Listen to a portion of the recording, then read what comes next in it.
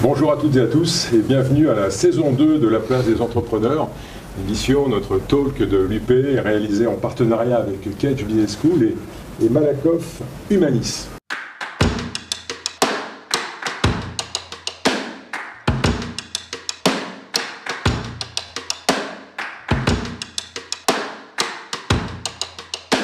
Alors nous recevons chaque semaine 4 chefs d'entreprise pour les faire réagir à cette année 2020 hors norme, revenir sur cette année un peu et surtout partager votre vision du quotidien, du présent et plus encore de l'avenir. Voilà, l'expérience que vous avez tirée, les leçons, les enseignements que vous avez tirés au profit de ces mois, de cette année qui démarre. Alors sans plus tarder, je vous propose que vous vous présentiez, chacun à votre tour, votre entreprise et puis on enchaînera ensuite sur votre expérience. Ok, alors bonjour, je m'appelle Emmanuel Dujardin, je suis architecte. Mon agence s'appelle Tangram. Elle exerce beaucoup en région, avec une vocation aujourd'hui à se développer au national.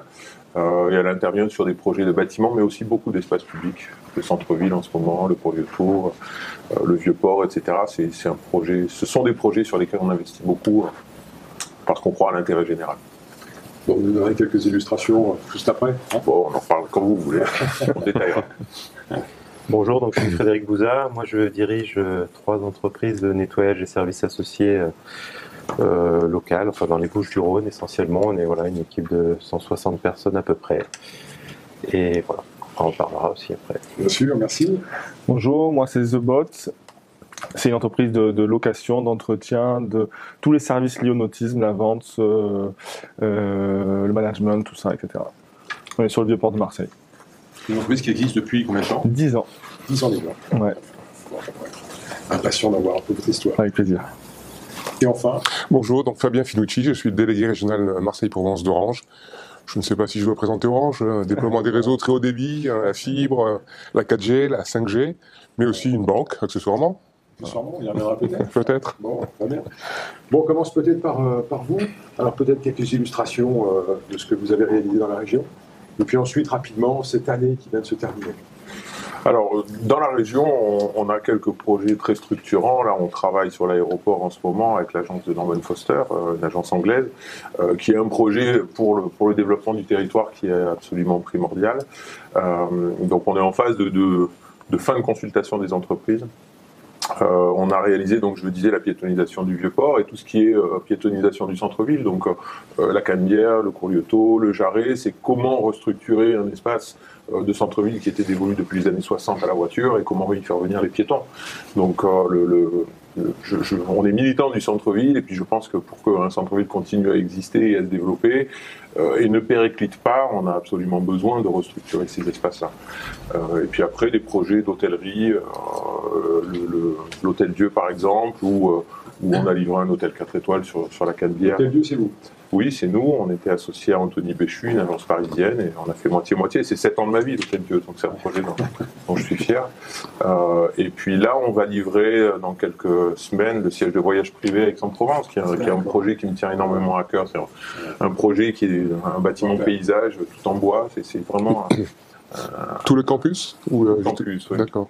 Le campus voyage privé avec l'école des 15, avec le groupe avec l'équipe de rugby et des startups, etc. C'est tout un écosystème. Ouais, et j'aime bien ces projets un petit peu qui mettent en relation les gens et beaucoup de sens. Qui font partie de l'intérêt général. C'est-à-dire, c'est pas des projets pour la réussite d'une entité. C'est beaucoup plus que ça. Ces projets alors, 2020 pour vous, c'est une année hors norme, finalement. 2020, c'est une année complexe du point de vue Covid, mais je dirais que les aides qu'on a reçues ont à peu près compensé, donc on a moins travaillé, on s'est mis au télétravail, et ça bravo, je trouve que tout le monde s'est adapté, et mes salariés, et l'ensemble des partenaires, ça a très bien fonctionné. On a eu une baisse de chiffre d'affaires, mais bon, je dirais que ça c'est pas très grave, on n'est vraiment pas les plus touchés. On a une année électorale qui est difficile pour nous, c'est-à-dire que la relance, le redémarrage est compliqué. Quand on travaille sur de l'espace public, sur des équipements publics et même sur des projets privés, le temps qu'une nouvelle collectivité se mette en place, gros coup de frein. Donc si j'ai un message à passer, moi c'est qu'il faut réaccélérer. C'est dangereux pour nous, pour les archives, mais encore on est assez petits, c'est dangereux pour les bureaux d'études, c'est dangereux pour tout le BTP, c'est dangereux pour toutes les entreprises derrière qui vont avoir énormément moins de travail parce que nous on est en train de concevoir énormément moins de projets. Donc, c'est il y moins a- le Covid que les élections. Ouais, je pense, ouais. C'est les renseignements de matinée. Ouais. En fait, le Covid, quelque part, a retardé les élections, a retardé les prises de poste, a retardé les décisions, a retardé la prise en main. Puis à Marseille, c'est pas évident quand même, puisqu'on a eu des moments de flottement. Je pense qu'il faut maintenant qu'on accélère. On a besoin vraiment de prise de décision pour qu'on se remette au travail. Puisque là, c'est assez gelé, c'est assez bloqué en ce moment. Frédéric, alors cette année 2020, Alors là, alors les entreprises de nettoyage et services associés, évidemment, activité essentielle, puisque tout doit être nettoyé, en particulier pendant ce genre d'épisode un peu triste. Donc l'année 2020 n'est pas une super année, parce qu'on a quand même des clients qui ont fermé, on a quand même, pendant les confinements stricts, tout ce qui était sur bon de commande qui s'est totalement arrêté. Mais bon, une nouvelle fois, on ne va surtout pas se plaindre. Donc du coup, c'est une année de transition, ça nous a permis de voir comment on peut réagir par rapport à ce type de situation. Nous qui sommes essentiellement sur le terrain, nous le télétravail n'existe quasiment pas, mais nos clients, oui. Donc ça génère un peu des approches différentes, des dysfonctionnements. Donc ça, voilà, on va dire que c'est une année de transition dont on se serait bien passé, mais on ne va pas se plaindre. Les aides de l'État ont été très efficaces, utiles. Nous, dans notre cas, c'était aussi pour éviter les éventuels problèmes de trésorerie pour les clients qui retarderaient leur paiement, puisque nous, le chiffre d'affaires, c'est essentiellement de la masse salariale. Donc voilà. les transitions, parce qu'il a fallu changer votre organisation, vous adapter ou Alors nous, Office Provençal de nettoyage, on travaille beaucoup par exemple avec les offices HLM ou les collectivités. Donc c'est des gens qui, de jour au lendemain, pendant le confinement, ont mis tous leurs responsables, tous leurs gardiens sur site en télétravail. Donc il n'y avait plus de représentants des clients sur des sites. Je parle de grosses cités, des quartiers nord, des choses comme ça. Alors que nous, on était encore présents. Avec la problématique des salariés qui ont peur de la maladie, c'est normal. Donc ça a généré une approche un petit peu différente de la manière de travailler, de rassurer les salariés, de leur expliquer comment passer le cap. Donc on a tiré pas mal d'enseignements de cette période-là et qui vont nous permettre, pour tout ce qui est système RSE, un petit peu de progresser dans nos procédures. Donc, voilà. Bon, on va revenir sur ces sujets avec vous. Alors, The Boat, une entreprise qui a 10 ans. Ouais. Vous imaginez que compte tenu de son activité, elle a été impactée, bien sûr. Alors, c'est par activité, par secteur, la vente de bateaux, l'entretien de bateaux, toutes les activités qu'on fait avant la saison, ça a été très impacté parce que c'était en plein Covid, en plein confinement strict.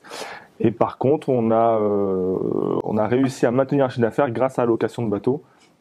Sur juste juillet-août, on a fait donc plus que l'année dernière, plus que sur 6 mois l'année dernière, grâce à la location, grâce à l'afflux de gens qui sont venus passer les vacances près de Marseille du fait de l'impossibilité de voyager. Et donc on a réussi à capter ce flux et à maintenir un chiffre d'affaires plus ou moins comme l'année dernière grâce à la location. Voilà. Après, pareil, on a eu les problématiques ça a permis de voir pas mal de choses, notamment de voir qu'on avait une équipe super fiable au sein de The Boat, parce que moi j'ai été impacté j'ai eu le Covid pendant la saison, donc c'est l'équipe qui a fait le job pendant que j'étais par la période de confinement, en période de quarantaine. Donc on a su voir qu'on était une équipe super soudée, super efficace, et qu'il fallait se mettre au travail, parce que sur 2 mois, il fallait faire 6 mois de saison de location, et donc on a réussi à faire ça. Voilà. Donc ça, c'était l'an dernier. Ça, c'était l'an dernier. Oui. Alors, pour l'année prochaine, on pense que ça va être à peu près similaire en termes d'afflux de touristes, de gens. Nous, on a un peu anticipé les choses. On a tout digitalisé chez nous. Donc, on a passé l'hiver à développer une application pour tout ce qui est contrat de location. Donc, maintenant, les locataires, quand ils vont venir chez nous, ils vont faire sur leur propre téléphone, plus de contrats, plus de stylos à échanger pour les signatures des contrats, etc. Plus de pochettes à remettre, plus de clés à remettre. Tout est digitalisé. On a un peu changé notre secteur. Nous, on s'était positionné un peu sur le haut de gamme. C'est le haut de gamme qui a un peu moins marché cette année. Donc, on a racheté des plus petits bateaux pour capter ce flux de touristes en espérant qu'ils viennent sur Marseille. Bon, très bien. Bien sûr, avec plaisir. Peut-être un mot sur Orange, une jeune entreprise qui sans doute aura des difficultés pour surmonter cette crise. Alors, on a beaucoup parlé de télétravail, on a beaucoup parlé de digitalisation. Donc, je pense que la crise sanitaire a montré l'importance vitale des réseaux télécoms. Le nombre de télétravailleurs en 2019, c'était à peu près 5% de la population salariée. Au mois de juillet 2020, on était à 35%, x 7. Ça représente combien de personnes pour une direction comme Orange? Alors, je parlais au sens large. Hein, voilà. En France, il y avait 5% de télétravailleurs. En 2019, il y en avait 35% en 2020, donc avec l'effet de la crise Covid. Donc, il a fallu que les réseaux encaissent tout ça, même si ce n'était pas toujours pour la bonne cause. Hein. On a vu que le trafic Netflix, Disney+, a complètement explosé. Donc, il y a eu d'autres raisons à l'explosion des trafics. Mais bon, les réseaux ont bien tenu et c'était quand même déterminant que nos réseaux puissent encaisser le choc du télétravail. Parce que ça a été relativement brutal. On a pu réagir aussi puisqu'on a augmenté sensiblement les capacités transatlantiques parce que l'utilisation des solutions visio qui ne sont pas toutes hébergées en France. Et donc on est sorti rassuré de cette crise. Même si on est habitué, hein, pour info, la croissance du trafic Internet sur les mobiles, c'est plus 40% par an. C'est-à-dire que tous les 2 ans, on double le trafic Internet sur les mobiles. Donc la croissance des trafics, on est habitué. Mais là, sur cette période 2020, ça a été assez violent, notamment sur les réseaux fixes, puisque le trafic, c'est déporter des zones d'entreprise, des bureaux, vers les banlieues, vers les campagnes, etc. Donc il fallait que les réseaux soient prêts. Et effectivement, ils ont été prêts. Et l'année 2020, ça a été l'année de la révélation de la fibre. Voilà. Donc on a fait un pari il y a quelques années de déployer la fibre en France. C'est qu'on est très, quand on se compare à certains pays européens comme l'Allemagne, comme la Grande-Bretagne, la France est plutôt bien avancée en déploiement de la fibre.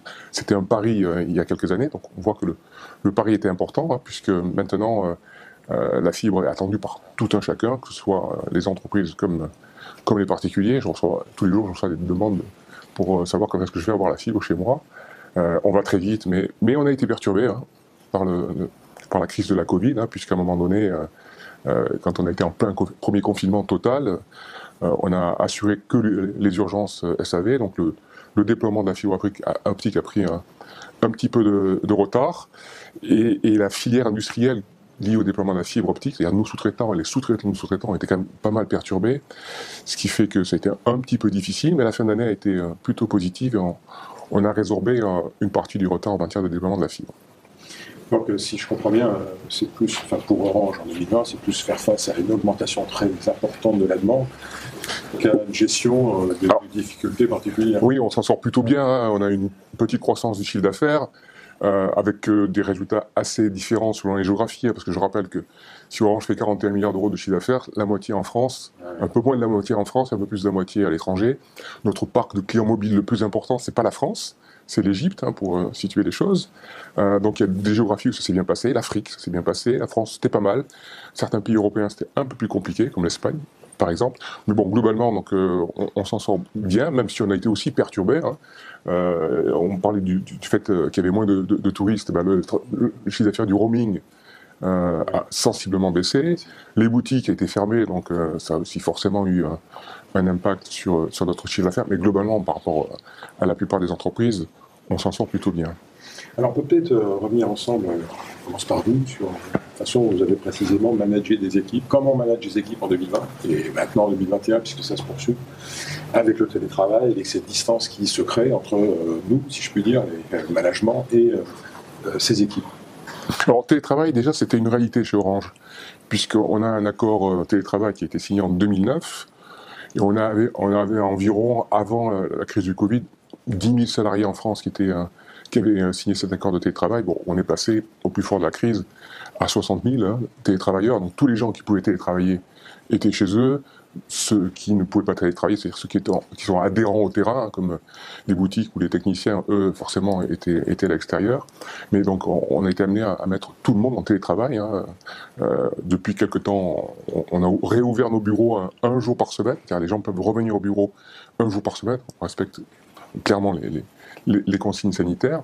Donc, ce qui veut dire qu'il faut, en termes de management, garder malgré tout une proximité. Hein, donc, les managers utilisent les moyens que tout un chacun utilise maintenant, de réunions à distance, et puis faire des points en one-to-one assez régulièrement pour garder un esprit d'équipe, faire en sorte que les gens ne se sentent pas isolés. Je pense que c'est aussi un des enseignements de cette année en matière de télétravail, c'est une bonne chose. Je pense que enfin, sur ce sujet-là, le télétravail, il y aura un avant et un après. Par contre, même si le télétravail est apprécié, pour différentes raisons, je pense qu'on ne pourra pas imaginer, dans le monde d'après, que tous les gens soient systématiquement complètement en télétravail. C'est juste pas possible. Je pense que c'est un des enseignements importants. C'est bien le télétravail, je pense que ça a beaucoup de vertus, mais on ne peut pas fonctionner que comme ça. Emmanuel, dans votre activité d'architecte, donc j'imagine que le fait de travailler en équipe, c'est un élément important. Oui, c'est primordial. Alors, le premier confinement, évidemment, tout le monde est parti avec son ordinateur. On a mis en place tout ce qu'il fallait. Ça a bien fonctionné. Il était temps qu'on revienne à l'agence parce qu'on a vécu un peu sur les projets qui étaient déjà lancés, déjà en cours. Donc, faire du développement à la maison, pourquoi pas, ça peut marcher. Mais après, on a besoin de cette intelligence collective. À l'agence, on fait de l'urbanisme, du paysage, de l'architecture. Chacun apporte des idées et un croquis vaut mieux qu'un long discours. Donc on est beaucoup à dessiner, à remettre un calque, à échanger autour d'une table et à partager des dessins. Et quand on doit le faire en visio, c'est très lourd, c'est lent, il faut préparer ça, il faut afficher des choses mais que les gens ont du mal à saisir. Moi, je dessine énormément, donc c'est beaucoup plus difficile. Et alors, à la fin du premier confinement, on est revenu. Ensuite, deuxième confinement, les gens repartaient chez vous. Et en fait, on a laissé la porte ouverte à ceux qui voulaient revenir. Et en fait, énormément de gens sont revenus, parce que bien mieux qu'à la maison, parce qu'il faut imprimer, il faut scanner, et puis c'est bien de voir les autres aussi. On est un métier assez humain, donc les échanges, c'est important. Là, aujourd'hui, je dirais qu'on s'arrange un peu comme on peut. On a eu un premier cas hier, en fait, qui s'est déclaré. Mais on n'a jamais rien eu. On est 80 quand même dans l'agence. Alors aujourd'hui, on doit être peut-être la moitié des gens en présence. Vraiment, la moitié des gens en présence. Oui, en fait, les gens viennent un jour, repartent, mais on a le problème de ces machines quand même. On ne peut pas partir le lundi avec son ordinateur, le ramener le mardi, donc on a acheté beaucoup de portables, etc. Mais on a une question de matériel qui est un peu compliquée. Quand on dessine des projets d'architecture, il faut des grosses machines, il faut des serveurs puissants, etc. Et même si les réseaux vont très vite, il y a un peu une certaine limite quand même au système. Donc on s'arrange, et bon, tout le monde respectant parfaitement les règles. En fait, c'est le premier cas qu'on a eu aujourd'hui, enfin hier, donc qui n'est pas encore confirmé d'ailleurs. Donc je trouve que ça fonctionne pas mal. Les gens se sont bien adaptés, mais ça ralentit, enfin forcément. Les échanges sont plus lents. Je vous disais, la politique fait que c'est plus lent, donc on est dans une phase où on sent que la machine est en train un petit peu de s'endormir. Il ne faudrait pas que ça dure pendant des années comme ça. Si on se projette un peu, post-Covid, qu'est-ce qui restera finalement? Est-ce que votre organisation va conserver? Oui, moi je pense que il y a un intérêt pour certains postes à être en télétravail, par exemple 2 jours, 3 jours par semaine. On est une agence, une entreprise très humaine, donc moi j'attache beaucoup d'importance à ce que les gens puissent rentrer chez eux à l'heure, aller chercher les gamins, même venir avec eux au bureau. Il y a un endroit avec des jeux de société, ils ont des cours de dessin, des choses comme ça. Donc que les gens arrivent à organiser leur temps de travail, moi je trouve ça parfait. Je ne pense pas, comme vous disiez, qu'on puisse se dire, bon ben voilà, pendant tout un mois, la personne ne vient pas à l'agence. On a besoin d'échanger, et vraiment, l'architecture, c'est un métier où on n'est pas bon tout seul. Notre agence s'appelle Tangram. Un Tangram, c'est un casse-tête avec 7 pièces, et tant qu'on n'a pas les 7 pièces, on n'est pas complet, quoi. Et donc on ne peut pas imaginer faire un projet tout seul en se disant, c'est bon, moi je suis fort, je sais faire. Non. Les échanges sans arrêt, on va 100 fois plus vite comme ça. Donc il faut des tas de moments où on peut se rencontrer. Ouais, une visio c'est bien, mais quand on fait une visio, on est concentré sur le moment de la visio, il n'y a pas le avant et il n'y a pas le après. Ouais. Et le avant et le après complexifient beaucoup. Il manque l'informel. Ouais. Voilà, absolument. Et le coin café fait qu'on règle 10 sujets au coin café. Absolument, voilà. C'est un lieu central de la machine à café. Moi, dans l'agence, j'ai positionné ma place au bord d'un escalier, dans un open space, comme tout le monde. C'est le même bureau que tout le monde. Mais à chaque fois que les gens descendent et remontent, il y a un petit truc, tiens, t'as pensé à ça, est-ce qu'on peut parler de ça, on peut se mettre à côté. Et ça, le premier confinement, moi j'en ai souffert. Hein. J'étais le seul à l'agence, puisque j'habite à côté de l'agence. Et de devoir se connecter à telle heure, à telle heure, à telle heure. Il y avait une perte de... Il n'y avait pas l'électricité entre les personnes, en fait. Il manquait ce côté informel, quoi, qui est nécessaire. Globalement, les gens ont envie de revenir sur leur lieu de travail. Ouais. Ils sont contents de pouvoir télétravailler parce que transport en commun, déplacement, tout ça, ça prend du temps. pas très intéressant, c'est pas très productif. C'est bien pour la planète, Ouais. mais tout le temps, non. Ça, c'est, enfin, les retours d'expérience qu'on a, c'est télétravail tout le temps, non. Alors, si on revient un peu à aujourd'hui, on est à la fois encore dans ce contexte, plein confinement, etc. Et en même temps, on se dit que le rebond n'est peut-être pas si loin. Donc, des chefs d'entreprise comme vous, comment vous préparez cette séquence? Comment vous préparez 2021, peut-être le deuxième semestre? Est-ce qu'il y a des décisions à prendre chez vous pour préparer ce rebond? Peut-être. Alors nous, une nouvelle fois, dans les entreprises de propreté et services associés, donc évidemment le télétravail en termes d'exploitation, ça n'existe pas, hein, puisqu'on est à 100% sur site. Bon, la partie administrative, ça nous a effectivement permis d'évoluer sur certaines habitudes qu'on avait prises et de voir qu'on peut fonctionner un petit peu différemment. Mais bon, tout se passe sur site, il n'y a pas de notion de télétravail, il n'y a pas de notion d'ubérisation, de robotisation, de digitalisation. Dans le nettoyage, pour l'instant, ça reste complètement utopique. Donc nous, on a continué à peu près à fonctionner normalement. Donc du coup, voilà, pour 2021, on souhaite tous que effectivement ça s'arrête, surtout qu'on puisse retrouver un mode de fonctionnement normal. Et après, effectivement, comme je disais tout à l'heure, cette période un petit peu de transition qui nous a permis de voir des modes de fonctionnement quand même un petit peu différents, notamment dans la relation avec les clients ou dans la relation avec nos salariés qui sont tous sur le terrain, qui venaient au bureau, qui viennent moins, et on se rend compte qu'on peut fonctionner comme ça. Donc voilà, c'est ce qu'on va tirer de cette période-là. Après, il n'y a pas de grand chamboulement dans notre type d'activité, bien évidemment, quoi. Merci Frédéric. Dans l'activité nautisme, est-ce que vous préparez la saison 2021 comme la saison 2020? Le gros, c'est la digitalisation de nos outils de travail. Donc ça, c'est la partie importante qu'on a mis du temps à développer et qui était... on commençait à l'envisager, mais bien sûr, forcément, on a accéléré du fait de la situation sanitaire. Il a fallu investir. Il a fallu investir, il a fallu investir dans les outils, donc on a tous maintenant les iPads, etc. Il a fallu développer cette application qui a pris du temps. Donc ça, c'est un peu la nouveauté. Mais ce qui est bien, c'est que voilà, ça nous a forcé à passer le cap plus rapidement. Donc c'est une saison qu'on attend avec impatience de fait de ces outils qui ont l'air vraiment intéressants. Après, il a fallu aussi s'adapter au nouveau marché, c'est-à-dire que sur la partie haut de gamme, c'était la clientèle essentiellement étrangère, avec des réseaux de prospects, etc., qui sont maintenant différents parce qu'on a plutôt une clientèle française, avec maintenant on va peut-être plus aller chercher dans le Luberon, dans les Alpes, parce que la clientèle française vient dans ces zones-là cet été, donc il faut aller les chercher là-bas. Donc il faut on travaille sur sur des nouveaux prospects. Et donc on s'attend a priori à une saison. Après maintenant on a les autres effets du Covid, c'est par exemple pour la vente de bateaux, où là on a une demande d'achat de bateaux et on n'arrive pas à solutionner, à fournir les bateaux parce que les usines pendant le premier confinement ont arrêté leur activité et du coup on travaille en flux tendu jusqu'à maintenant et donc du coup on est face à une pénurie de bateaux neufs, donc on ne peut pas livrer les bateaux neufs, donc on a un peu ce second effet Covid lié à la problématique de livrer les bateaux. Voilà. D'accord. On a un déficit de bateaux livrés. On a un déficit de bateaux neufs, ouais. Ben, en fait, les usines, pendant le premier confinement, ils ont ralenti leur activité, ils n'ont pas pu produire autant de bateaux qu'ils auraient voulu. On se retrouve là avec un rebond d'activité et avec aussi le fait que le Français anticipe le fait qu'il ne pourra pas partir, donc peut-être qu'il se dit qu'il va acheter un bateau. Donc il y a un rebond sur la volonté d'achat de bateaux. Et face à ce volume en hausse de demande et les usines qui ont été en baisse d'activité pendant la préparation des bateaux justement, on se retrouve face à une pénurie de bateaux. Donc là on est impacté secondairement par l'effet Covid indirect du Covid, quoi, voilà.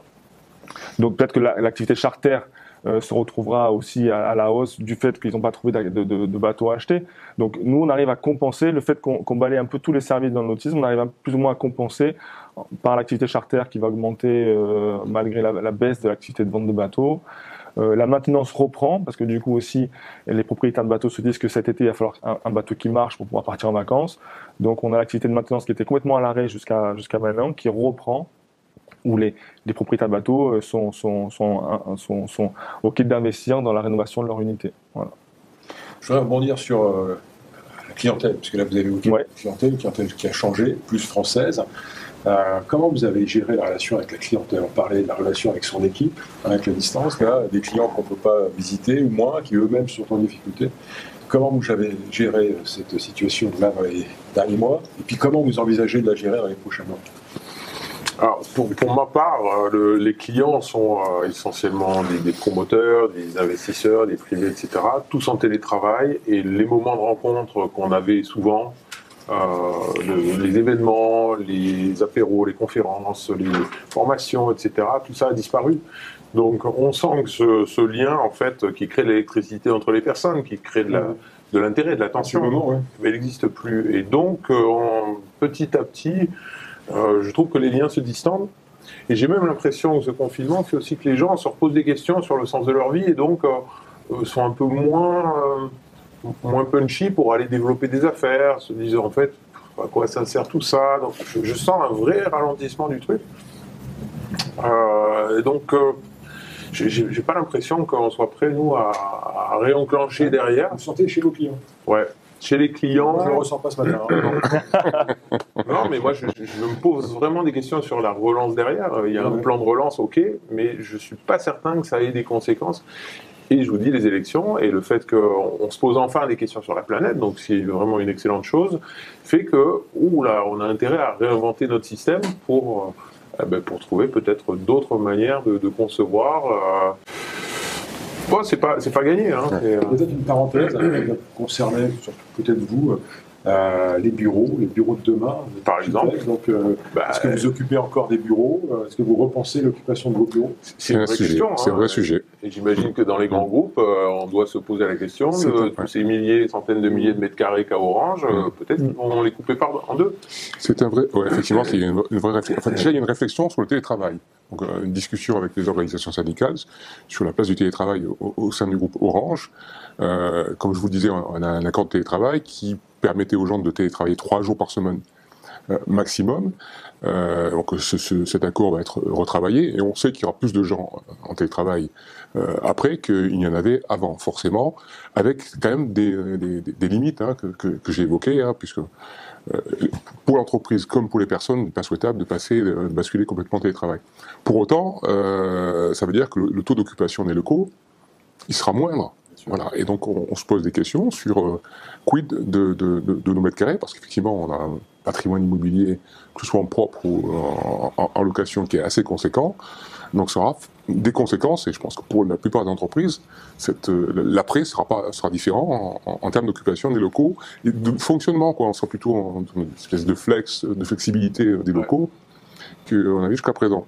Là, moi, j'y vois une vraie opportunité, parce que tous ces millions de mètres carrés de bureaux qui sont souvent assez bien placés, en ville, très lumineux, parce que des très grandes fenêtres, très hauts sous-plafond, peuvent devenir des nouvelles manières d'habiter quand on aura arrêté de construire des bâtiments neufs pour habiter, parce qu'on a quand même beaucoup de mètres carrés qui sont inutilisés. Peut-être que l'idée de transformer ces bureaux, c'est une clé. On l'a déjà fait à quelques reprises, et je crois qu'il y a peut-être un relais de croissance. C'est-à-dire, on refait avec ce qui existe déjà, parce que les immeubles de bureaux sont aussi très très vite obsolètes. Donc, au bout de 30 ans, un immeuble de bureau, il faut le refaire totalement. Il ne trouve plus de locataires. Donc, à ce moment-là, il faut sans doute le transformer en Vous logement. ressentez cette évolution déjà chez vous? Alors nous, contrairement effectivement aux grands groupes, aux grosses sociétés, effectivement, c'est pas du tout la même approche. Je pense qu'il y a une vraie réflexion par rapport à ça, mais à mon avis, ça va prendre quand même beaucoup de temps pour faire évoluer la manière de gérer l'espace, d'utiliser l'espace, mais aussi de travailler, parce que si on modifie la gestion de l'espace, il y a une modification du mode de travail également. Et j'imagine que dans les grands groupes, ça doit être des questions qui se posent peut-être déjà depuis un certain temps. Ça va accélérer avec Chez vos clients, parce que les clients font... Alors, nous, nos clients, ce sont des collectivités ou des institutionnels, des offices HLM, des choses comme ça. Pas des énormes machines, mais j'imagine qu'ils se posent aussi ce genre de questions. Ils ont été tous en télétravail. Et ça a généré des dysfonctionnements, des choses qui ont fonctionné différemment et qu'il va falloir garder probablement. Mais ça va être, je pense, une réflexion à long terme. Est-ce qu'on va être capable tous de la mener, ou est-ce que quand le Covid va s'arrêter, on va repartir dans ce qu'on faisait, et puis voilà, je sais pas. C'est un dernier sujet qu'on peut partager très rapidement en forme de témoignage. Pour accompagner toute cette période, il fallait des financements, il fallait être accompagné en trésor, en investissement. Comment vous avez vécu? Est-ce que vous avez eu le sentiment que les dispositifs étaient adaptés à une situation que vous rencontriez? Ouais, moi j'étais surpris de la réactivité. J'ai aussi apprécié cette espèce de synergie entre les entrepreneurs, l'UP13 qui a fait son groupe, partager des informations. Nous on s'inspirait de l'UP13 au sein du syndicat des professionnels du nautisme et on relié ces informations de l'UP13, on s'est entraidé sur les mesures à prendre, sur les règles sanitaires à adopter dans les entreprises, on s'est échangé les informations. Donc j'ai apprécié cette synergie, etc. Et donc des outils qui ont été mis en place par l'État ont été assez efficaces et justement on se relie les informations pour avoir la bonne info et mettre en place rapidement ces outils, ces aides-là. Moi j'ai pas eu recours au PGE parce que j'étais sur une période de croissance externe, j'avais besoin de financement, donc c'est un peu compliqué d'aller chercher à la fois du PGE et à la fois du financement. Mais en tout cas, j'ai vu que c'était assez réactif, on me l'a proposé, donc j'ai trouvé ça très efficace en termes de réponses. On a eu des réponses, on a eu des... Oui, je pense qu'il y a eu une synergie entre effectivement le monde de l'entreprise, alors le PE13 ou les fédérations professionnelles, où on a la FEP, la Fédération des entreprises de propreté, le gouvernement, les banques qui ont été quand même très réactives. Donc tout ça a facilité pas mal de choses. Après, on verra comment, quand on va devoir effectivement passer le cap et rembourser tout ça. Mais je trouve que, oui, franchement, on a eu des instances qui ont été hyper efficaces. Et c'est heureusement, je pense. Vraiment. Un mot Pareil, efficace et surprenant d'efficacité. Donc oui, j'ai apprécié. Bon, surprenant d'efficacité. Je ne pensais pas que je finirais sur ce mot. Ce matin, en tout cas, cette notion de collectif, et le fait qu'on puisse se retrouver ce matin et qu'il y a un vrai collectif d'entreprises au service de leurs projets, au service de leurs équipes, au service de leurs clients. Je pense qu'on peut finir sur ces mots-là et ces perspectives pour 2021. Merci, messieurs. Merci beaucoup. À vous. Merci.